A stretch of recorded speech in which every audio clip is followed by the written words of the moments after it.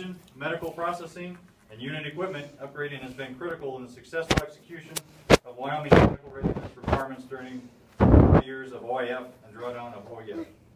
His leadership as unit commander is consistent with the highest military standards and traditions and reflects great credit upon himself, the medical detachment, the Wyoming Army National Guard, and the United States Army.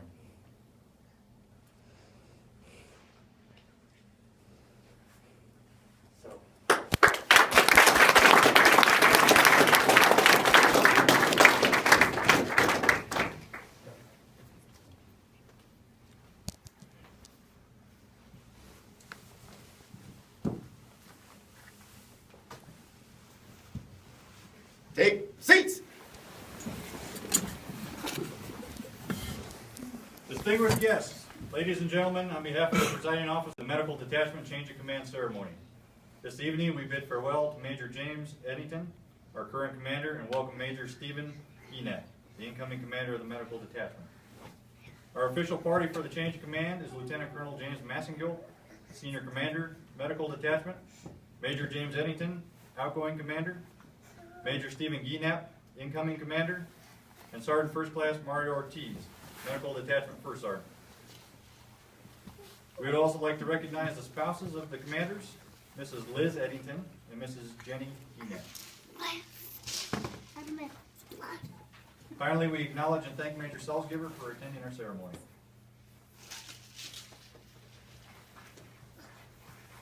Behind every soldier stand numerous family members who patiently and willingly sacrifice personally so their family member may serve. In recognition of this sacrifice, the Medical Detachment is presenting a gift of flowers to the spouses of the commanders.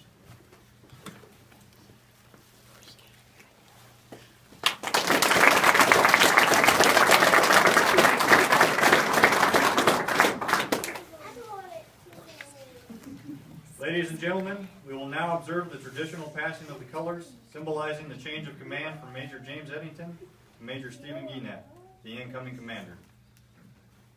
The heart and soul of a unit is represented by the colors, or guidon, under which soldiers serve and fight.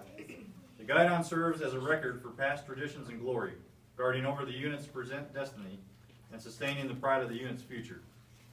The colors follow units wherever they go, at the commander's left-hand side or in the location of the unit's command post. During the change of command, the guidon is passed from the senior non-commissioned officer to the outgoing commander, then to the senior commander, then to the incoming commander, who returns the colors to the senior NCO. This passing of the guidon symbolizes that the unit is never without leadership. That responsibility of command is officially transferred.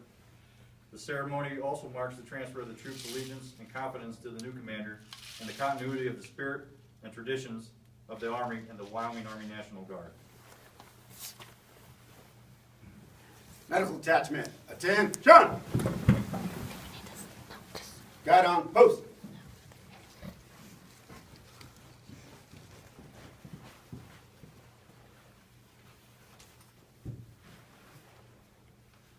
Post.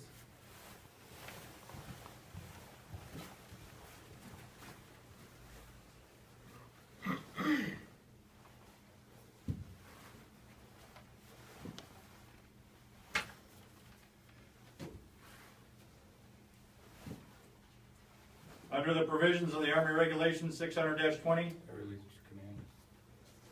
Major I Guinet assume command. assumes command of the Medical Detachment.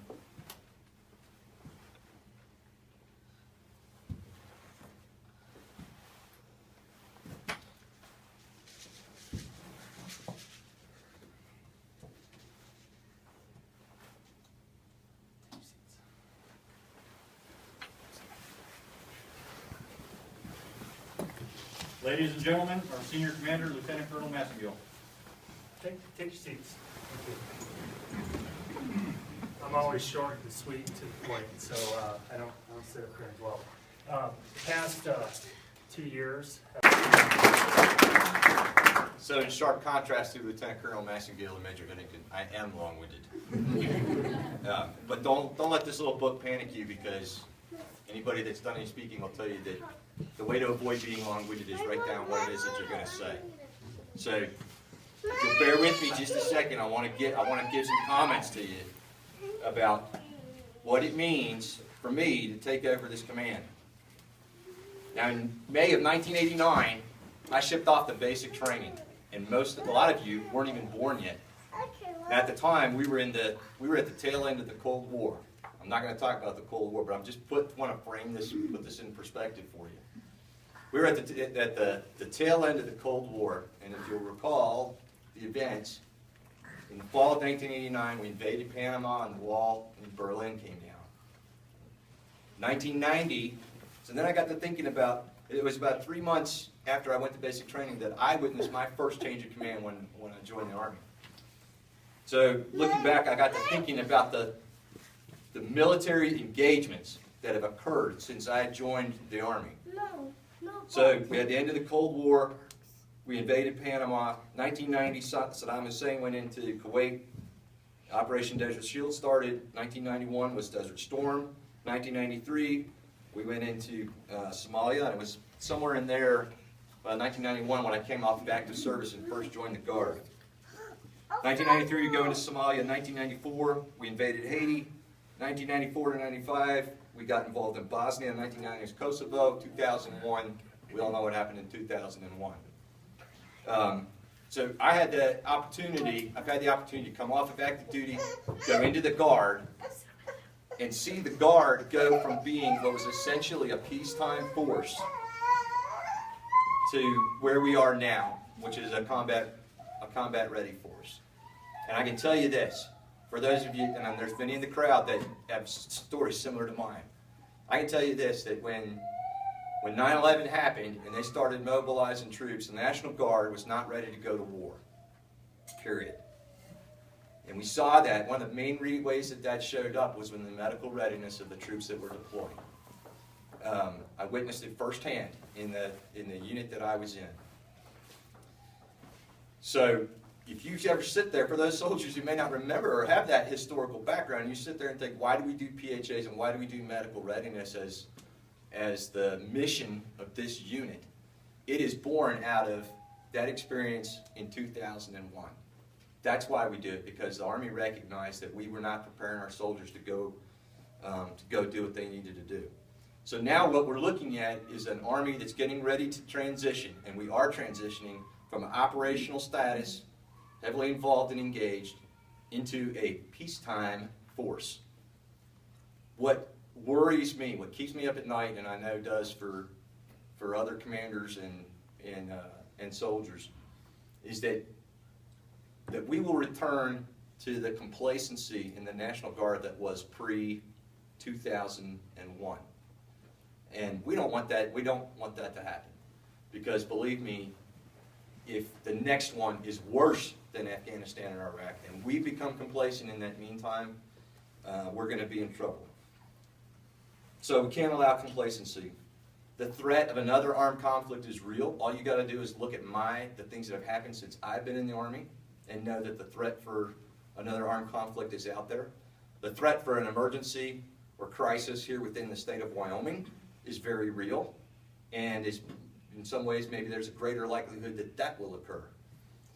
So that's why we do what we do, and that's the importance of our mission. So that the three things that I wanted to leave you with about that.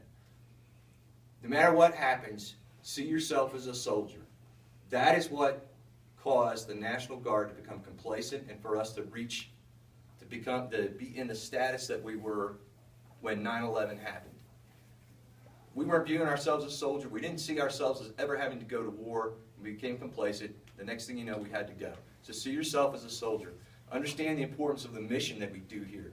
Because if any army has to shoot, move, and communicate in order to be successful on the battlefield, then that means that if the soldier himself is not healthy, they're not going to be ready to shoot, move, and communicate. That's what we do.